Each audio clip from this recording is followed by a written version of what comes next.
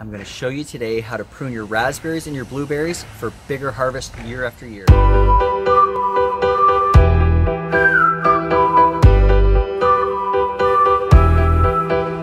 Hi, this is Gary McDougall from Grow the Food You Love. So to start with pruning your raspberries, the first thing I want to say before you prune or before you even plant, I wouldn't suggest planting them up against a fence, especially if that fence is a neighbor's fence. Now you can see here we've got a fence to keep the deer out, to keep the rabbits out.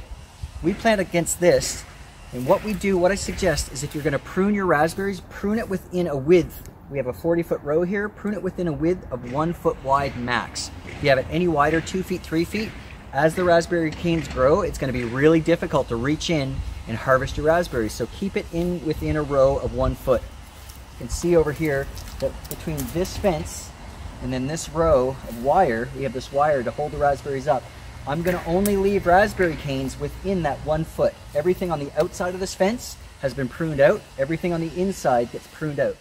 Okay, so the first thing we did, the first thing you can do is go down the outside. We went outside of this fence and we pruned all the raspberry canes that were growing either through the fence or outside the fence, and they all came out.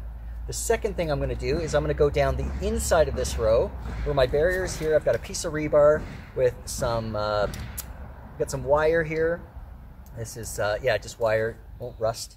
I'm going to cut anything that's outside this wire. So for example, this raspberry, this cane is out, and when we cut them right to the ground because we want to prevent them from popping up as much as possible. So what I'll do, if you have that 1 foot row, is just go down your row and cut anything on the outside of it.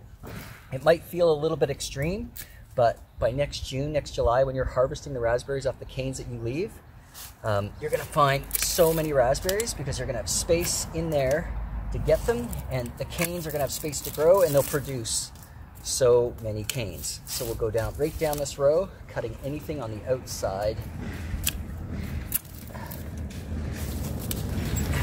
Right to the ground. We're cutting them right to the ground.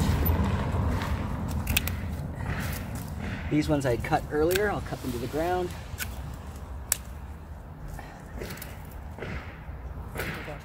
So finally, we're going to go down the row, and these are the final cuts. This is going to be totally extreme. It's going to be a little bit bizarre, but trust me, this will be our 7th summer coming. Year after year, we prune our raspberries this way, and we get an abundant harvest early in the season in June, and then late September, October, November, we get so many raspberries pruning this way. What I'll do is everything that's inside that 1 foot width now, I'm going to thin it down to the 3 healthiest canes that are within 3 healthiest canes every feet. So for example, any of these canes that this has been cut, that's going to come out. This cane is old and dark. What I'm looking to do is I'm looking for the healthier, younger shoots that are pretty straight. So this one's pretty good. But this one's older. You can see its bark is peeling, so that's last year's growth. That's going to come out. This guy's growing sideways. It's coming out. And I'm going to pick 3 canes here every foot. Anything sideways like this, I want out because I'm not going to be able to pick that. This guy looks pretty healthy. This is out. We're only leaving 3 canes that are generally pretty straight growing. We want them straight growing because they're easier to pick that way and harvest when they actually produce. And any small ones are not going to produce a whole lot, so they come out as well. And we're just going to leave 1, 2, 3 for that foot. Now this one's sideways. It's dark brown. It comes out.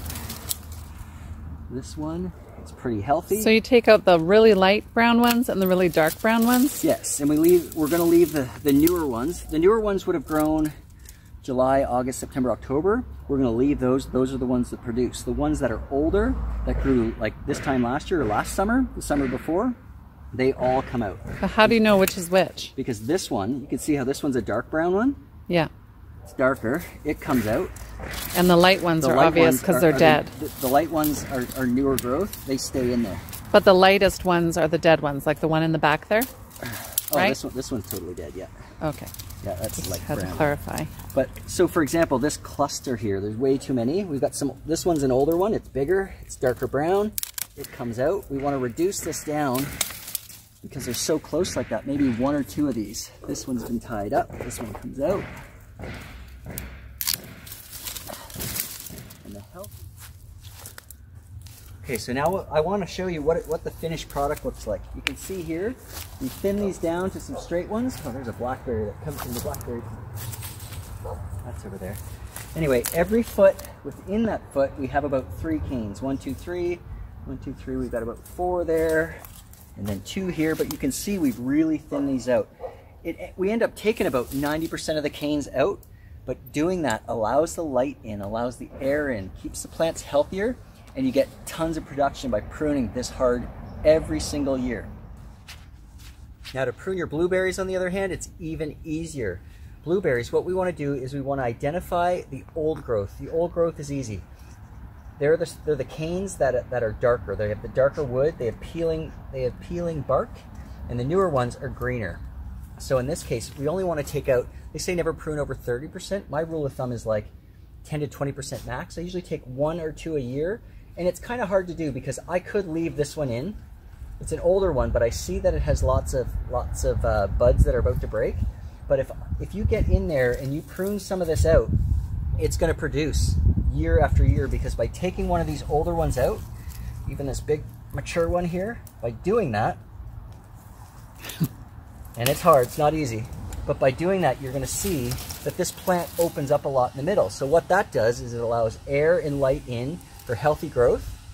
But the other thing it does is it provides space for new green vegetative growth to grow, so that the following year it's going to have, you know, a lot more berries on that new vegetative growth. If you just leave your old ones in there year after year, eventually the old ones will stop producing and your blueberry plants won't produce. So I'm going to prune that one out. I think I'm going to prune one more off this, and that's going to open this plant up a lot. I'm just going to do 2 off that plant. Now this one, it's smaller, it's not nearly as old. It doesn't have a whole lot of dark branches on it. It's got a couple dark ones back here. The rest, it's pretty wide open. You can see that it's kind of open, so light and sun are going to be able to get in there, and mostly green growth. So I'm just going to leave that, just make that one cut.